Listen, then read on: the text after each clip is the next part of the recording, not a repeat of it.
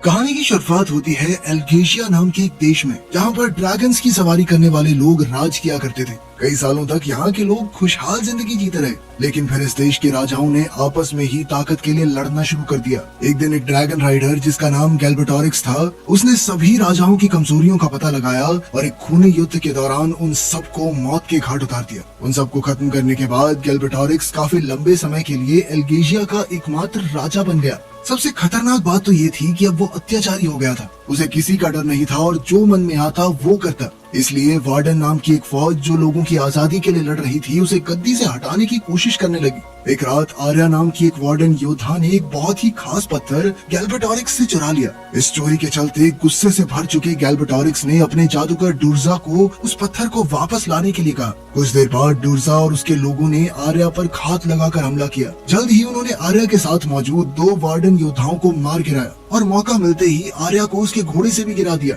आर्या ने बच निकलने की बहुत कोशिश की, लेकिन दुर्जा ने अपनी जादुई ताकत से उसे घेर लिया और पत्थर लौटाने को कहा। आर्या ने उस पत्थर को लौटाने से साफ सीधे तौर पर इनकार कर दिया और अपनी जादुई शक्ति से पत्थर को कहीं और ही भेज दिया। दुर्जा ने आर्या से जानकारी हासिल करने की कोशिश की कि आखिर उसने पत्थर को कहाँ भेजा है, लेकिन आर्या ने उसे कुछ नहीं बताया, उल्टा उसकी हार पर हंसने लगी। उसी वक्त एक नौजवान लड़का जिसका नाम एरागॉन है, जंगल में एक हिरन का शिकार करने की कोशिश कर रहा था। अचानक से वो पत्थर उसके सामने प्रकट हुआ। उस चमकदार पत्थर को देखते हुए एरागॉन ने सोचा कि उसे अपने पास ही रख लेना चाहिए। इसी दौरान एरागॉन उस पत्थर के बदले में थोड़ा गोश्त लेने कसाई के पास गया। कसाई उस पत्थर को देखकर चौंक गया। उसे महसूस हुआ कि ऐसा चमकदार पत्थर तो शायद राजा के पास था, जिसके बाद वो बहुत ज्यादा डर गया। उसने एरागॉन से कहा कि इस पत्थर को वहीं रखा जहाँ से मिला था और किसी से भी इस बारे में जिक्र मत करना, वरना पूरा गांव खतरे में पड़ जाएगा। फिर उसने एरागॉन को तुरंत ही अपनी दुकान से निकल जाने को कहा, क्योंकि वो किसी मुश्किल में नहीं पड़ना चाहता था। दुकान से बाहर आते हुए एरागॉन ने देखा कि राजा के सिपाही ब्रॉम नाम के एक आदमी को परेशान कर रहे थे। उन्होंने कहा कि उसने राजा के जंगल से मुर्गे चुराए हैं। सिपाहियों ने उससे मुर्गे छीनने की बात कही, जिस पर ब्रॉम ने एक बार के लिए तो सोचा कि वो उन पर पलटवार करे, लेकिन ऐन वक्त पर उसने अपना फैसला बदलते हुए मुर्गे देना ही सही समझा। एरागॉन जब अपने कमरे में लौटा तो उसने देखा कि वो पत्थर हिल रहा था और अंदर से एक नन्हा सा ड्रैगन निकल आया। अब उसे समझ आया कि कोई पत्थर नहीं, अंडा था, वो भी ड्रैगन का। जैसे ही एरागॉन ने उस छोटे से ड्रैगन को प्यार से छुआ, दूर कहीं ब्रॉम और गैल्बेटोरिक्स दोनों को ड्रैगन के जन्म का एहसास हुआ। दुर्जा अपनी जादूगरी से आर्या के दिमाग को पढ़कर ये पता लगा लेता है कि ड्रैगन एरागॉन के पास है। जब गैल्बेटोरिक्स को इस बात का पता चला तो उसने दुर्जा से कहा कि इस लड़के को ढूंढकर जल्दी से खत्म कर दो, इससे पहले कि उनकी खिलाफत करने वाले वार्डन ग्रुप को इसकी खबर मिले। अगली सुबह जब एरागॉन उठा तो नन्हा ड्रैगन उसके पास ही सोया हुआ था और एरागॉन की हथेली पर एक अजीब सा निशान दिख रहा था। जैसे जैसे दिन बीतने लगे, एरागॉन और ड्रैगन एक दूसरे के करीब आते रहे। एक दिन एरागॉन ने महसूस किया कि उन दोनों का ही एक दूसरे के अलावा कोई नहीं था। उन दोनों की ही माओ ने उन्हें छोड़ दिया था। अगले दिन वो अपनी ड्रैगन को उड़ना सिखाने लगा। ड्रैगन भी जल्द ही उड़ना सीख गया और बादलों के ऊपर उड़ने लगा। उड़ते उड़ते ड्रैगन बहुत जल्द बड़ा हो गया और जब वो इतने बढ़े हुए साइज के साथ नीचे लैंड हुआ तो एरागॉन बेचारा डर गया। अब वो ड्रैगन बोल भी सकता था। उसने अपना नाम सफीरा बताया। साथ ही उसने बताया कि एरागॉन उसका चुना हुआ राइडर है, यानी कि सिर्फ वही उसकी सवारी कर सकता है। पता चलता है कि ड्रैगन एरागॉन के बिना कुछ कहे उसके मन की बातें सुन सकती थी। अब एरागॉन ड्रैगन्स के बारे में और जानने के लिए रात को चुपके से ब्रॉम के घर में घुस गया। उसे एक किताब मिली जिसमें ड्रैगन्स का इतिहास था। वो पढ़ ही रहा था कि तभी ब्रॉम ने वहाँ आकर उसे डरा दिया और जल्दी से वहाँ से निकल जाने को कहा। एरागॉन ने उसकी बात नहीं मानी और ड्रैगन्स के बारे में उससे सवाल पूछने लगा। ब्रॉम ने घबराकर उससे पूछा कि तुम्हारा कोई पीछा तो नहीं कर रहा। फिर उसने जल्दी से एरागॉन को वहाँ से चले जाने को कहा और चेतावनी दी कि जल्द ही उसके ऊपर मुसीबत आने वाली है। एरागॉन ने उसे झूठा और डरपोक बोलकर उस पर इल्जाम लगाया कि वो असल में कोई ड्रैगन राइडर नहीं है। उसने जरूर ये अफवाह फैलाई होगी ताकि लोग उसे थोड़ी तवज्जो दें। एरागॉन के जाते ही ब्रोम ने अपनी छुपी हुई लाल तलवार को देखा। इस बात का सबूत थी कि वो सच में एक ड्रैगन राइडर था। घर लौटते वक्त एरागॉन सुन लेता है कि कसाई ने दुर्जा के आदमियों को एरागॉन का नाम और उसके चाचा के फार्म का पता दे दिया। एरागॉन समझ गया कि उसके चाचा की जिंदगी खतरे में है, तो वो दौड़कर उन्हें बचाने के लिए भागा, पर सफीरा उसकी जान बचाने के लिए उसे लेकर उड़ गई। उसने कहा कि अब देर हो चुकी है और चाचा जी को वो नहीं बचा पाएंगे। एरागॉन उससे मिन्नतें करने लगा कि मुझे प्लीज नीचे उतार दो, शायद मैं अपने चाचा को बचा लूं। सफीरा ने पहले तो इनकार किया, पर जब एरागॉन ने सीधे तौर पर उसे नीचे उतारने को कहा तो सफीरा ने उसकी बात मानते हुए एरागॉन को भूसे के एक ढेर पर गिरा दिया। और जब उसने अंदर जाकर देखा तो उसके चाचा की पहले ही मौत हो चुकी थी। दुख और गुस्से से भरा हुआ वो सफीरा के पास गया और कहने लगा कि तेरी वजह से हुआ ये सब, तू मुझे लेके उड़ रही थी वरना मैं बचा लेता अपने चाचा को। उसने गुस्से में सफीरा को वहाँ से चले जाने को कहा। जल्द ही ब्रॉम भी वहाँ पहुँच गया जो एरागॉन को बचाने के लिए आया था, पर एरागॉन गुस्से में उसे वहाँ से जाने को कहने लगा। उन दोनों के बीच में थोड़ी अनबन शुरू हो गई, जिस दौरान ब्रॉम ने एरागॉन का हाथ पकड़कर उसका निशान देख लिया,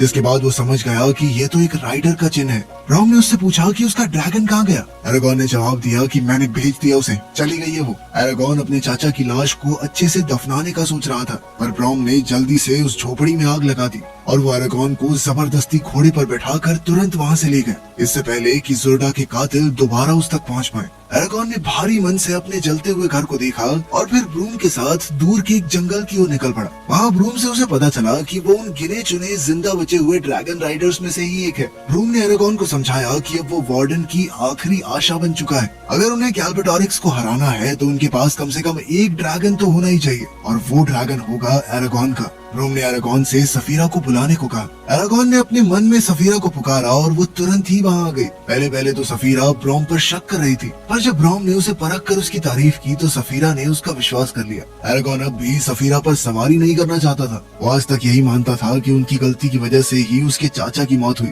ब्रॉम ने उसे समझाया कि सफीरा ने पूरी दुनिया में उसे चुना है। अगर एक ड्रैगन का चुना हुआ राइडर मर जाए तो ड्रैगन भी मर जाता है, इसीलिए गैल्बेटोरिक्स एरागॉन को मारना चाहता था। ब्रॉम ने अंदाजा लगाया कि अब डुर्जा उर्गल्स को भेजेगा ताकि वो एरागॉन को जल्द से जल्द खत्म कर सके। इसीलिए वो एरागॉन को वार्डन ग्रुप के गुप्त ठिकाने पर ले जा रहा था, जहाँ पर अच्छे से उसकी सुरक्षा की जा सके। सफीरा को दूर भेजने के बाद ब्रॉम और एरागॉन रास्ते पर आगे बढ़ गए। एक जगह एरागॉन ने देखा कि उर्गल्स लोगों को लूट रहे थे। एरागॉन चाहता था कि ब्रूम उनकी मदद करे, पर ब्रूम ने मना करते हुए कहा कि अभी एरागॉन इसके लिए तैयार नहीं है। लेकिन इस पर एरागॉन कहने लगा कि मुझे लड़ना बहुत अच्छे से आता है, जिसके बाद ब्रॉम ने उसे परखने के लिए लकड़ी के एक डंडे से लड़ने को कहा। एरागॉन बहुत ही आसानी से हार गया, जिसके बाद ब्रॉम ने उसे बताया कि तुम अभी बिल्कुल भी तैयार नहीं हो। थोड़ी देर आराम करने के बाद ब्रॉम ने जादूगरी से आग जलाई। एरागॉन ने उसे पूछा कि आखिर तुमने कैसे किया, लेकिन ब्रॉम ने उसे जादुई शब्द बताने से मना कर दिया और बोला कि अब सोने का समय हो गया, सो जाओ। अगली सुबह दोनों अपनी यात्रा जारी रखकर एक गांव पहुंच गए। ब्रॉम ने एरागॉन से वहीं रुककर किसी से बात करने से मना किया।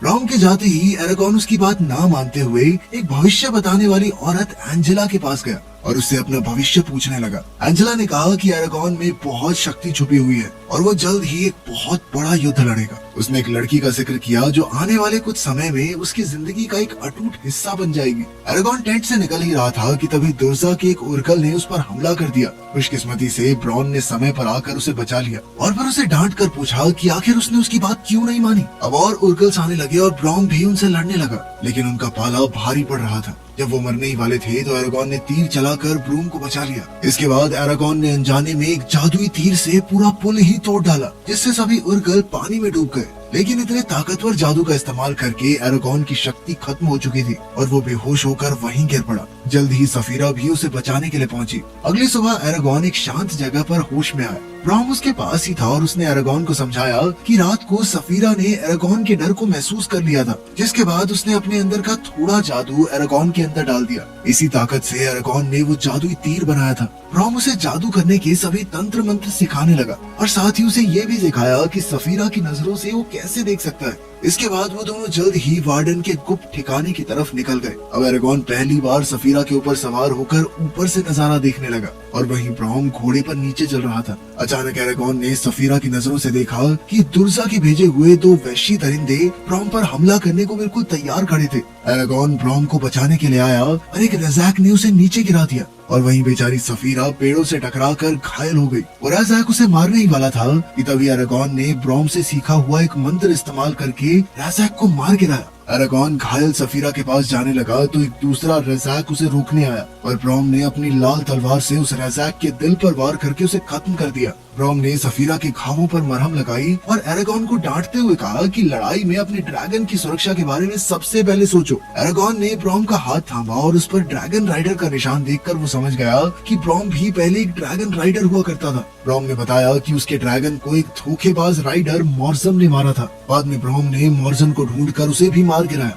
और उसकी लाल तलवार अपने पास रख ली। दुर्जा एरागॉन को फंसाने के लिए उसे सपनों में आर्या से मिलाने लाया, जहाँ आर्या एरागॉन से मदद मांग रही थी कि वो उसे दुर्जा की कैद से बचा ले। एरागॉन की जैसे ही आँख खुली तो वो उसे बचाने का फैसला कर लेता है। ब्रोम ने उसे ऐसा करने से मना भी किया, कहा कि खतरा बहुत बड़ा है, पर एरागॉन सुनने को तैयार ही नहीं हुआ। एरागॉन तुरंत सफीरा पर सवार होकर उड़ गया। सफीरा भी उसे रोकना चाहती थी, पर एरागॉन ने उसे आदेश देकर कहा कि जैसा मैं कह रहा हूँ वैसा ही करो। जल्द ही एरागॉन उस जगह पर पहुँच गया जहाँ पर आर्या को कैद किया गया था। चुपके से अंदर जाकर उसने आर्या को ढूंढ भी निकाला, मगर वो कहाँ जानता था कि वो तो अच्छी तरह से दुर्जा के फैलाए हुए जाल में फंसता जा रहा था। जैसे ही वो आर्या के करीब पहुंचा, दुर्जा ने पीछे से आकर उस पर अपने जादुई भाले से हमला कर दिया, लेकिन ब्रोम ने बीच में आकर एरागॉन की जान बचाई। लेकिन इस हमले में वो खुद गंभीर रूप से घायल हो गया। ब्रोम को घायल देखकर एरागॉन ने गुस्से में दुर्जा पर तीर चला दिया। तीर सीधा जाकर दुर्जा के सर पर लगा, लेकिन उसका भी कोई असर नहीं हुआ। दुर्जा वहाँ से गायब हो गया, लेकिन इस सब में उसका जादू आर्या के ऊपर से टूट गया।